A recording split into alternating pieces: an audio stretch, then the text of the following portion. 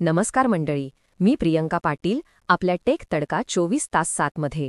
आज आपल्याकडे एक जबरदस्त म्हणजे अगदीच हलवून टाकणारी बातमी आहे. अमेरिकेत सध्या सरकारी कामकाज बंद, गव्हर्नमेंट शटडाऊन आहे आणि यामुळे SEC म्हणजे सिक्युरिटीज अँड एक्सचेंज कमिशनचा स्टाफ 90% कमी झालाय. पण यातून एक भन्नाट जुगाड निघालाय. आता कंपन्या IPOs म्हणजे इनिशियल पब्लिक ऑफरिंग्स खूप फास्ट करू शकतात. म्हणजे काय होतंय की कागदपत्र फाईल करा आणि 20 दिवसांनी आपोआप अप्रूव्ह. वाव. हे फीचर आधीपासूनच होतं, पण कंपन्या क्वचितच वापरायच्या कारण त्यांना SECच्या रिव्ह्यूची सवय होती, म्हणजे प्रॉपर चेकिंग.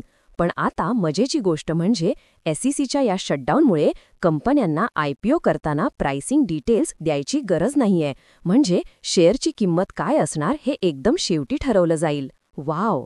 यामुळे काय होईल, कंपन्यांना IPO लॉन्च करणं सोपं जाईल. पण इथेच खरी गंमत आहे. कारण IPO झाल्यावर म्हणजे पब्लिकने शेअर्स विकत घेतल्यानंतर SECचे रिव्ह्युअर्स ते तपासतील. म्हणजे आधी व्यवहार मग तपासणी, हे जरा विचित्र वाटतंय नाही का?